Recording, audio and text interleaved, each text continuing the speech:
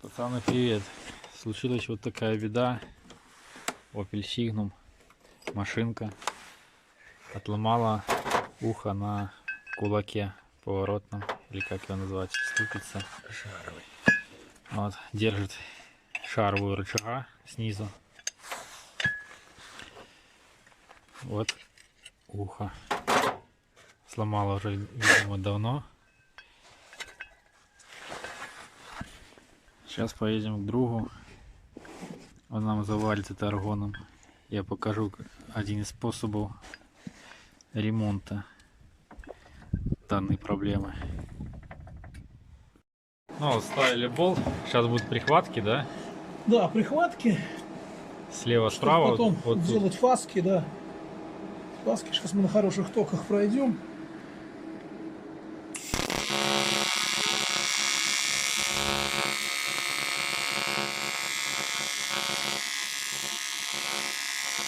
Плотный. 2 или тока. Металл плотный. Сварочный у нас мощности хватает, 315 амперник.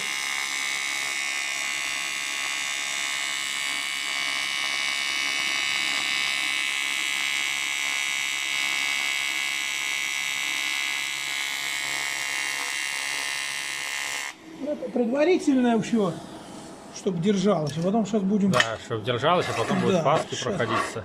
Сейчас еще с этой стороны. Пройдем. Пускай так.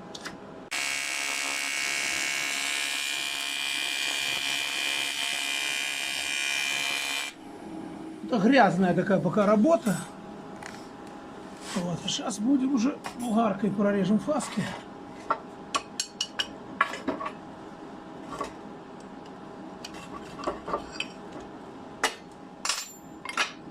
Ну, пока держится. Такой ремонт уже делали неоднократно. Вот надо сейчас снутри, тут не получится варить. Ну вот, может быть, сколько хватит держака. Смотри, докуда вольфрам. Вот, потом это внутри будем, чтобы протечет сюда. Вот тут сейчас будем вырезать глубокую канаву туда. Вот, чтобы не начать варить правильно. Потом это все подровняется. Тут надо слить, сделать. Ну, если внутрь что-то там будет протекать, если был бы доступ туда, надо было варить ну, с двух сторон. Получается, чтобы эту сварку слить с этой. Ну, так как сюда не подлезть, будем начинать с самого низу. Вот тут прихватили и сейчас вырежем глубоко, чтобы хватило. То есть получится сплошной шоу, нигде трещины не останется. Да. То есть не получится, что снаружи там где-то запекли. Да, Сейчас заполнится даже полностью. пускай сюда проливается, все проливается, это все потом, если они разверткой, фрезами, все подберем, сделаем. То есть трещины вообще не станет, как будто Да. бы цельный металл останется у нас. То есть прольется полностью трещина. Так точно. До самого некуда. Вот это вот получается прихватки. И сейчас покажу, что будет происходить дальше.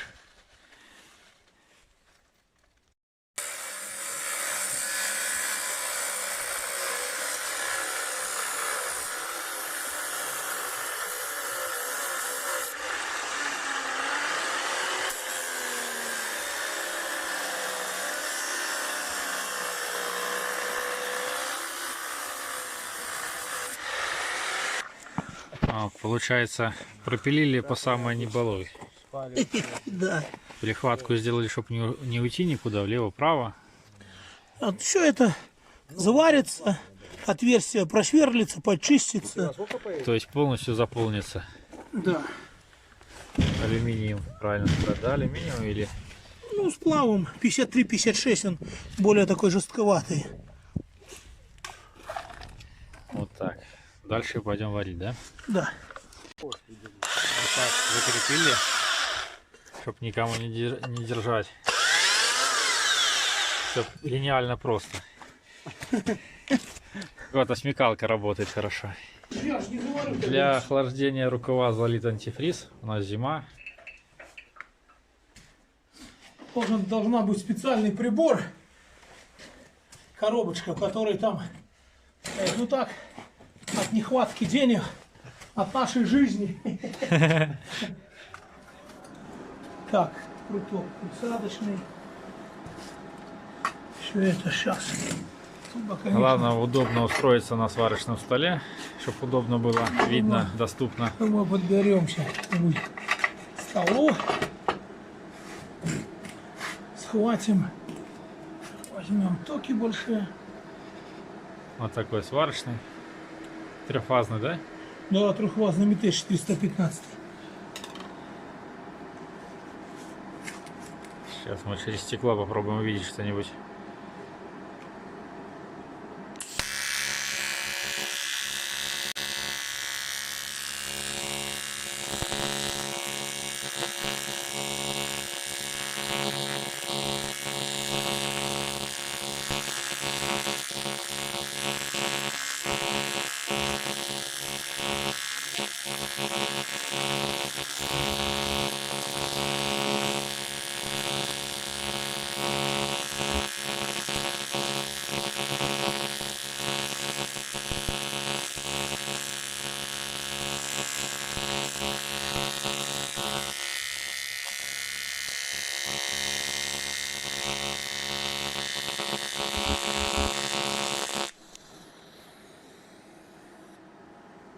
Ну вот с одной стороны, сейчас потом с другой.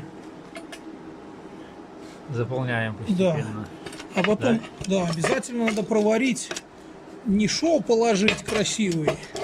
Обязательно надо слить ту часть вон снизу металла. Вот тут сначала слилось. Вот сейчас я подстроюсь так, чтобы мне удобно было. А, вот там кратерок такой, Да, вот кратер. Но это только тут в начале. А дальше тут все слито. Вот надо этого, чтобы не было. Не обязательно присадку сюда подсовывать постоянно, чтобы она заполнила, потому что будет пустота. Это надо все расплавить, чтобы тут было монолит. А присадку я могу заложить, а внутри будет пустота. Крепости вот что? И весь секрет шов таких есть? ремонтов, что Шов нужен есть, специалист. а смысла крепости нет. И вот, чтобы это все работало, надо делать так.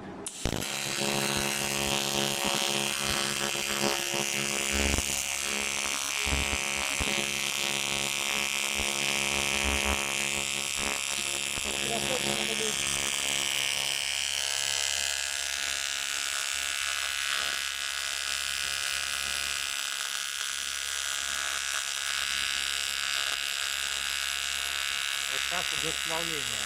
Присадку не подают. Расплавляют. Можете заметить, что проток находится на расстоянии. Ну, вообще проток надо держать рядом, среди газа аргона, но так он расплавится сразу.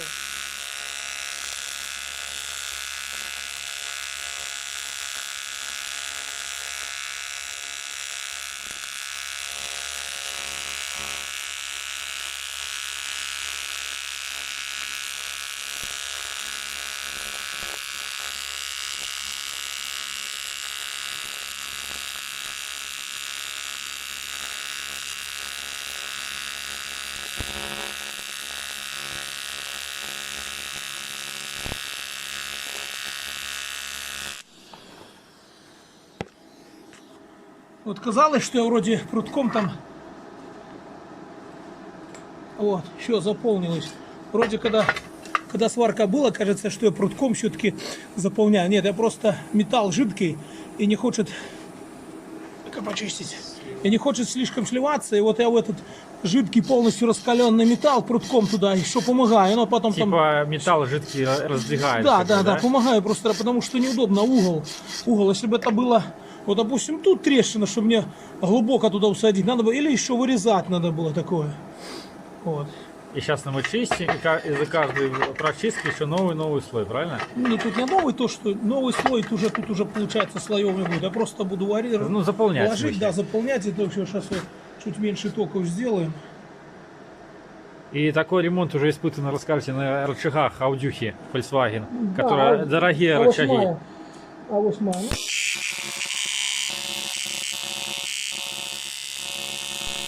Съемка происходит в реальном времени. Если вам не интересно, перемотайте чуть вперед. Мне хотелось показать вам, сколько реально по времени занимает такая процедура.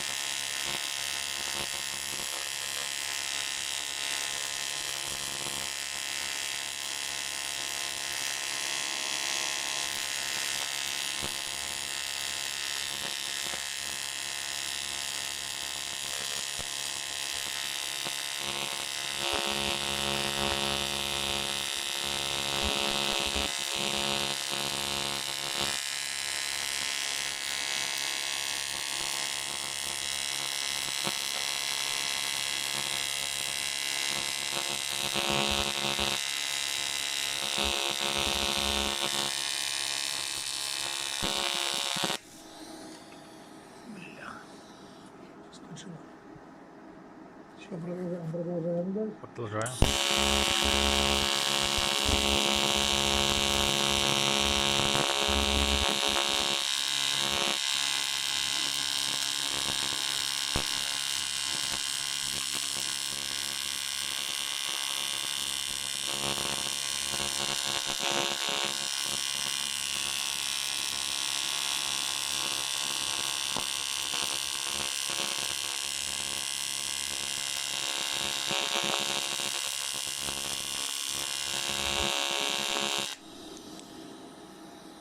Ну это уже реально монолит.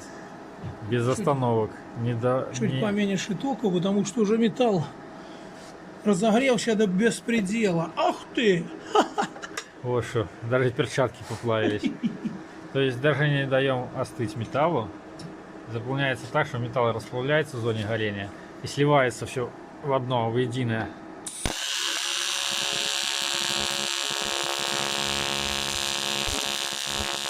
Это происходит не быстро.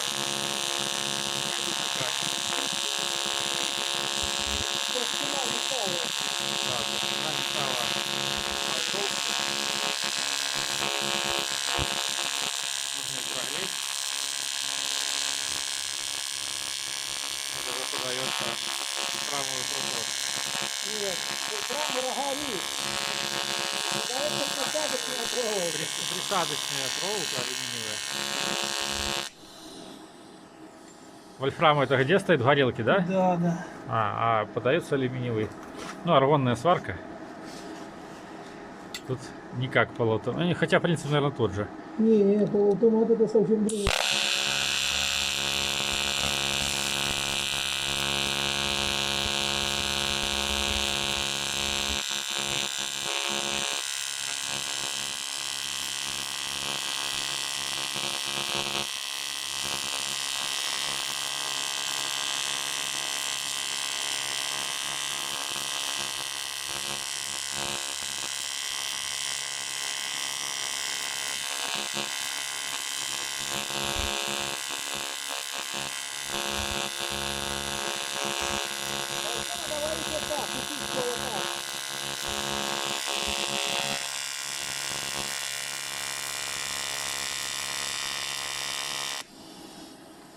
Вот и должен получиться вот такой шов. Это уже чистовой типа, да, красивый? Ну, это да, тут же такой шов не сделаешь. Тут же получается мы наплавляем постоянно. Мы же не свариваем 2 алюминиевых пластины там или ну, что-нибудь такое. Ну, мы заливаем. Да, мы заливаем, нам надо сделать монолит. Тут не получится красивыми швами ходить. Тут Ну, надо... я, наверное, потом покажу конечный результат, а я сейчас покажу, как человек переделал на УАЗа мотор. Турбину переделал, была интеркулера напрямую. Сейчас я вам покажу интересные вещи. Вот мотор Fiat Iveco, Ducato, или как она правильно. Получается, турбина стояла, улитка повернута, выход вот этот был повернут сюда, и интеркулер стоял. И человек этот мотор будет ставить на УАЗа. И вот он как переделал. Перевернул холодную часть турбины, сделал сразу в впуск, то есть без интеркулера в обход. У него подобный мотор уже стоит на УАЗике, но там форкамерный. А этот мотор уже прямого впрыска. Он более экономный, более мощный, более производительный. Вот такие вещи человек делает, когда есть аргонная сварка и большой опыт. То есть получается все красиво. Вот этот УАЗик. Здесь уже, наверное, первое поколение. Форкамерный мотор стоит. То есть работают и мосты, и блокировки. Все как положено. Расход 10 дизеля. Это вот были снега у нас, замело. Человек, конечно, золотыми руками. На такую резину я поставил УАЗика. А клиренс, ну я не знаю. Вот, коленку поставлю. Даже вот. Не знаю, сколько есть сантиметров, но сравнить с моей BMW, там она стоит.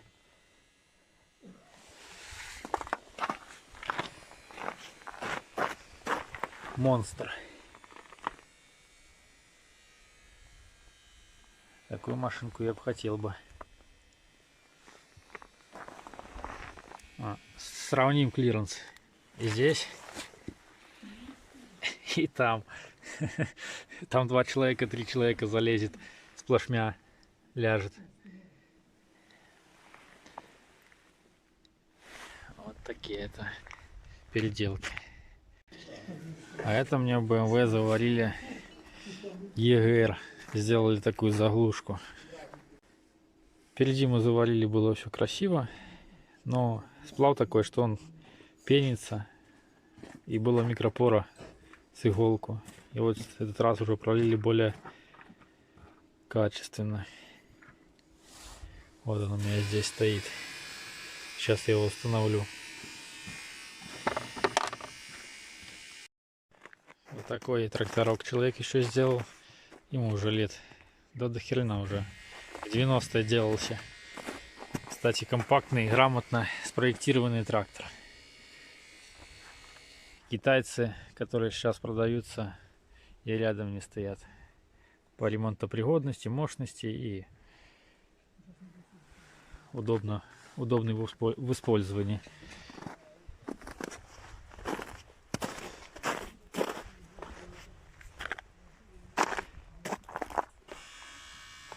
Вот такая навеска здесь.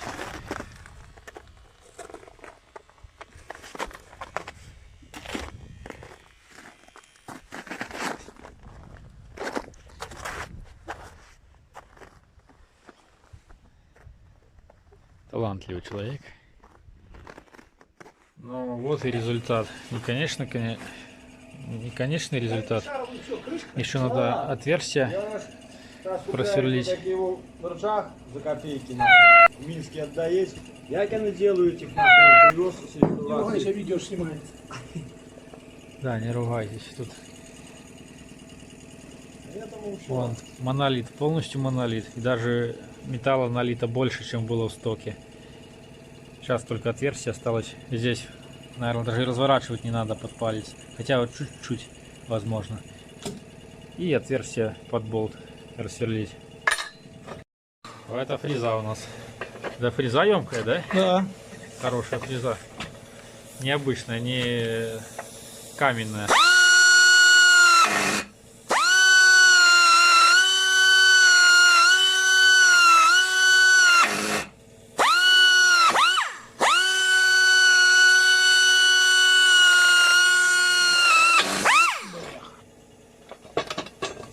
Закусывает, да? Ну, закусывать надо, немножко надо перекрутить вибрацию. Ну, это ничего, или поддержать ветру. Надо, да, зафиксировать жестко. Горячая, горячая да, еще. не удержать рука. О, пошло.